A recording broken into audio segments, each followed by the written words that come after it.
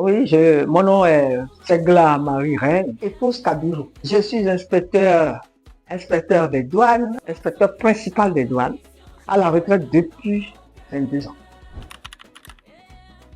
En retraite, mais je fais non, le groupe de prière, fils de David, m'occupe assez. Donc, et puis bon, je fais quelques voyages parce que j'ai des enfants à l'extérieur. Alors, de temps en temps, pendant que je peux le faire, je le fais. Je vais les voir un peu.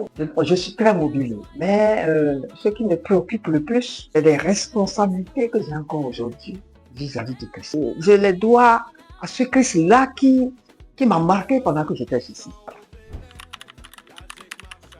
J'ai connu la GIEC quand j'étais en classe de 4e moderne, en 1905-1966.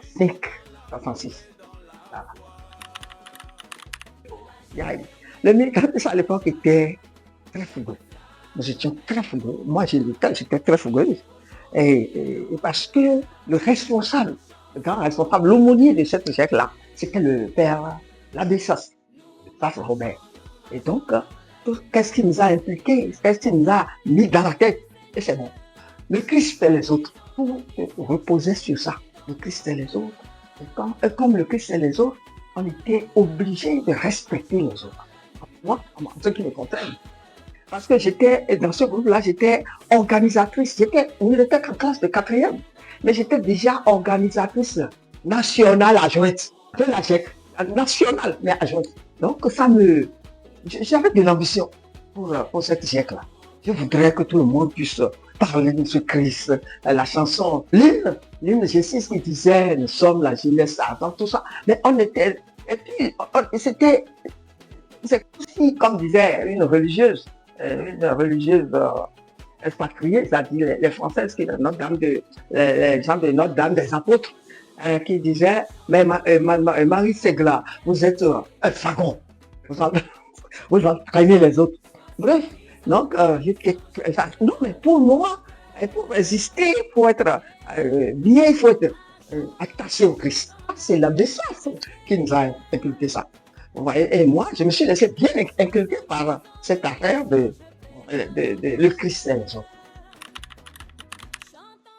En tout cas, c'était sur les collèges. Comme moi, je n'étais pas à l'université, je ne pouvais pas savoir s'il y en avait. Mais c'était pour le collège au Père au Pied, le collège Notre-Dame des Apôtres, et quelques collèges à Porto Novo, et puis aussi Jeanne d'Arc d'Abomey. Il y avait des G6 un peu partout. Et quand il y avait des sorties G6, tout ce monde-là était drainé peut-être à la plage de Cotonou, ou bien ailleurs, ou bien dans le Mono, ainsi de suite.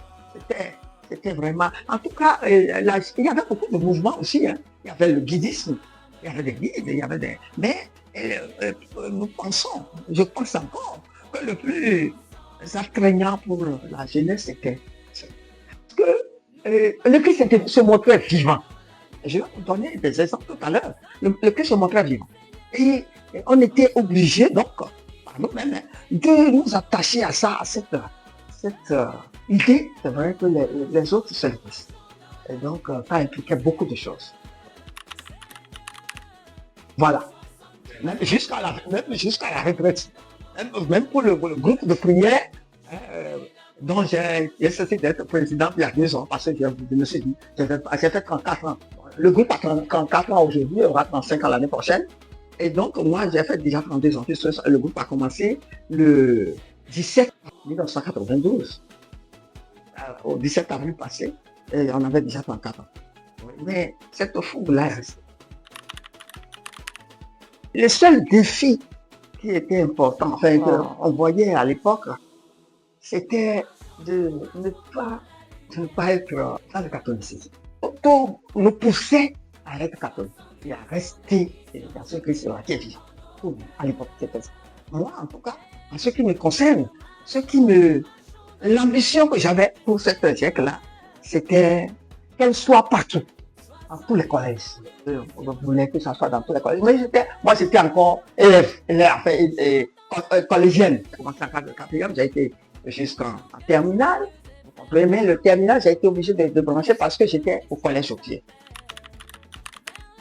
Non, et ça me fait mal quand j'y pense. Mais comme je n'ai pas un grand pouvoir, sinon je viendrais que tout le monde soit ici. Moi, c'est mon ambition, ça. Parce que il faudrait que tout jeune, on dit, ces gens est le copain, enfin, disons, aujourd'hui, on peut parler de ce mot-là, on peut employer ce mot-là entre guillemets, le copain de Jésus parmi les apôtres, c'était Saint Jean, le plus jeune. Et donc, partant de là, moi, quand j'ai fini d'être étudiant et que je devais encore continuer avec l'exercice, mais je disais à tous les jeunes de quand j'étais, par exemple, à une sortie d'exercice, on m'invite à un camp, ou bien à une sortie d'exercice sur la plage, tout ça. Je me rappelle que une fois j'étais à la plage de Yagbadi, dans la maison, dans la maison du défunt Monseigneur Mossi, avocat. Les jeunes, quand on dit siècle, jeunesse étudiante.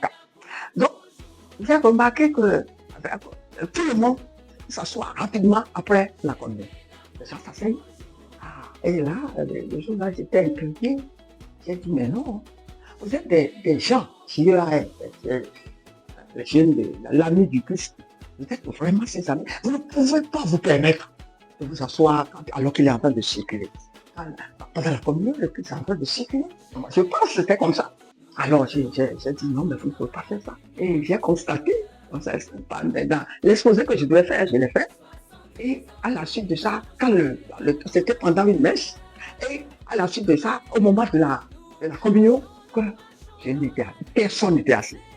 Ça m'a tellement fait plaisir. Et le prêtre qui était en train de dire la messe est aussi un aumônier, était l'aumônier de l'époque là. J'ai oublié aussi de vous dire que j'étais marraine de la ZEC. Quand j'étais plus adolescent, j'étais marraine de la ZEC. De la ZEC, marraine nationale. Vous savez, j'ai fait le cours secondaire Notre-Dame des Apôtres. Quand j'étais organisatrice, quand il y a des sorties, j'étais chargée de passer de groupe en groupe. Vous savez que dans ce collège-là, il y avait des groupes sur les gens d'Abomé, les gens d'Arada, les gens de cela. Et donc, il y avait leur lieu dans la maison. Alors, il fallait passer de groupe en groupe pour savoir est-ce que les G6 qui sont dans ces groupes de région.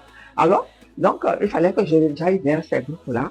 Je me suis rappelé que dimanche, on a une sortie G6. Alors, le lundi, la classe de 4e, ma classe, avait une interrogation de géologie. Je ne sais pas si aujourd'hui on parle de ça, je ne sais pas, les roches. Et c'était la matière la plus difficile de la classe de 4e à l'époque. Donc, j'étais chargé, comme je suis en internat, j'étais chargé de connaître le nombre d'internes qui devaient aller à cette sortie pour qu'on puisse prévoir la nourriture pour la journée, tout ce qui est logistique. Quand j'allais, je passe à droite, je passe à gauche, j'arrive dans un groupe, on dit, bon, toi tu ne sais pas ce qui va se passer lundi, les classes de 4e modèle refusaient carrément d'aller à cette sortie. Il y avait une seule qui avait accepté, plus moi, elle s'appelait Henriette Bancolé. Elle aussi, je ne sais pas si aujourd'hui, je n'ai plus de ses nouvelles. Si elle est toujours en vie, elle saura que je suis en train de parler d'elle et que c'est de la vérité. Donc, on était les deux seulement de la classe 4e modèle. Mais quand vous allez on dit, on ne sait pas ce qui va se passer lundi, dimanche, on va sortir. Lundi, c'est l'interro de géologie. Pratiquement, les gens de ma classe, ils n'en avaient pas. Vous allez voir même. Alors, moi, j'étais parti avec Henriette. Mais j'étais parti avec mon livre de géologie et mon cahier. Mais je n'ai pas eu le temps de jeter un coup d'œil sur ces deux outils-là. Alors, me voilà le soir. Le soir, au cours secondaire Notre-Dame des Apôtres, à l'époque, vous aviez le droit, c'est seulement quand vous avez fait une sortie d'exercice ou bien guide, que vous avez le droit de vous laver le soir. Sinon, on se lave une seule fois par jour. La seule fois où vous êtes autorisé officiellement dans cette maison-là à vous laver le soir, c'est quand vous avez fait une sortie d'exercice. Étant organisatrice, j'étais à droite, à gauche, je devais siffler pour qu'on mange, je devais siffler pour ceci, cela. J'ai pas eu le temps d'ouvrir le livre. Me voilà au dortoir. Et vous savez, quand vous vous lavez, là, vous avez envie de dormir, quand vous êtes fatigué. Alors j'arrive au dortoir, j'ai à peine eu le temps de dire, Seigneur, vous avez dit que si on s'occupe de vos affaires, vous allez vous occuper des nôtres. Voilà que j'ai fait passer la journée, je n'ai même pas eu le temps de finir ma prière et je me suis endormi. Je me suis endormi le lendemain matin, je me suis retrouvé, il faut une étude de 30 minutes sous le préau.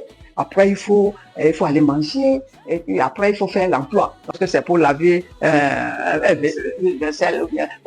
WC ou bien un bureau, enfin un endroit de la maison. Et puis, ton emploi, tu dois le faire tous les jours. Donc, j'étais à l'étude des 30 minutes. C'est pas que je n'étudie pas mes leçons, j'étudiais bien, mais j'ai pas eu le temps de réviser. Alors qu'est-ce que j'ai dit? J'ai dit ceci. Je vais fermer mon livre et ouvrir le chapitre que je vais ouvrir, quel que soit ce qu'on va donner, c'est ça que je vais mettre. Et tu vas te débrouiller avec le correcteur. Donc, effectivement, j'ai fermé mon livre et j'ai ouvert et c'était un chapitre. Alors, j'ai lu une fois, deux fois, la troisième fois, il était l'heure. Donc, j'ai pas pu finir la troisième fois.